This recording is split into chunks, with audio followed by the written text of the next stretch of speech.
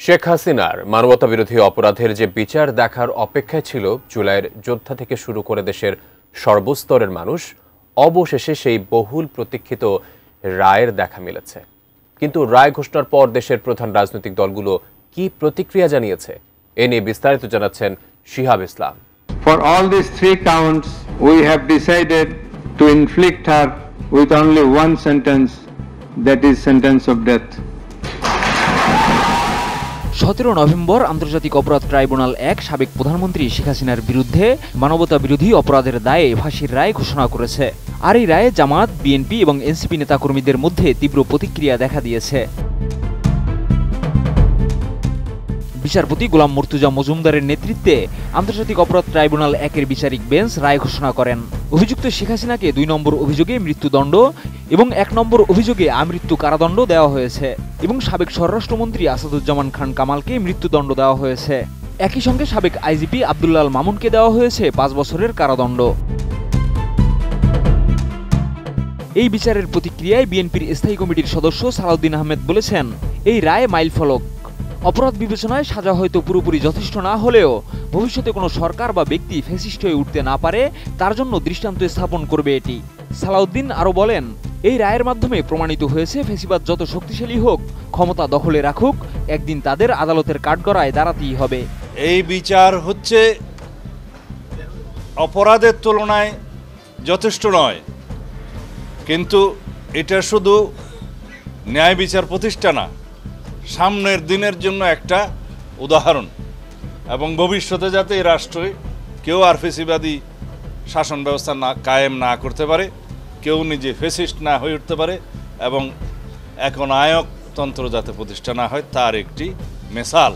দেশে ন্যায় বিচার প্রতিষ্ঠা হবে সর্বক্ষেত্রে, আইনের শাসন প্রতিষ্ঠা হবে সর্বক্ষেত্রে, এবং এর মধ্য দিয়েই আগামী দিনে একটি শক্তিশালী গণতান্ত্রিক রাষ্ট্র বিনির্মাণ হবে।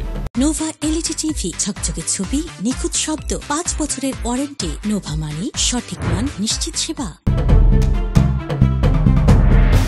আর জামায়াতে ইসলামীর সেক্রেটারি জেনারেল মিয়া গোলাম পরোয়ার বলেছেন, আজকের রায় প্রমাণ করে রাজনৈতিক নেতা বা সরকার প্রধান যতই ক্ষমতাধর হোক, কেউই আইনের ঊর্ধ্বে নয়।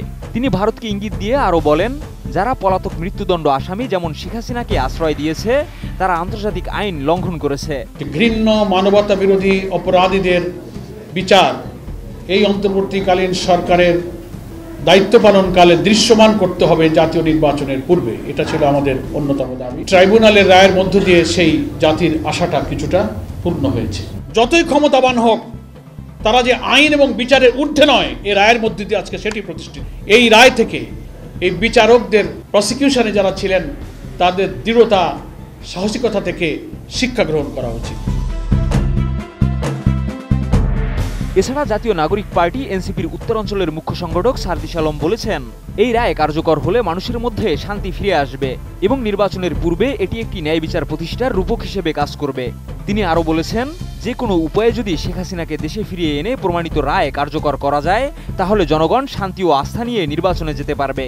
শুধুমাত্র রায় ঘোষণার মধ্যে সীমাবদ্ধ থাকলে হবে না, বরং খুনি হাসিনাকে ভারত থেকে অতি দ্রুত সময়ের মধ্যে বাংলাদেশে নিয়ে এসে এই রায় কার্যকর করতে হবে। আমরা স্পষ্টভাবে বাংলাদেশের পক্ষ থেকে, বাংলাদেশের মানুষের পক্ষ থেকে ভারতকে বলতে চাই যে হাজারের অধিক হত্যাকাণ্ডের নির্দেশদাতা এবং মৃত্যু দণ্ডপ্রাপ্ত আসামি আপনারা যদি বাংলাদেশে ফিরিয়ে দিয়ে সহযোগিতা করেন, তবেই বাংলাদেশের সাথে আপনাদের যে সম্পর্ক, সেই সম্পর্ক ধীরে ধীরে স্বাভাবিক হয়ে উঠবে। বিএনপি ও জামায়াতের নেতারা রায়কে আইনের শাসন বিজয় হিসেবে দেখছেন। তাদের ভাষ্য অনুযায়ী এটি একটি স্পষ্ট বার্তা যে ভবিষ্যতের ক্ষমতাধররা আইন বিরোধী কাজ করতে পারবে না। তবে জাতীয় নাগরিক পার্টির সার্জিস আলমের দাবি, নির্বাচনের আগে যেন রায় কার্যকর করা হয়, এটি নির্বাচনী প্রেক্ষাপটে রাজনৈতিক উত্তেজনা বাড়াতে পারে। শিহাব ইসলাম, এটিএন নিউজ।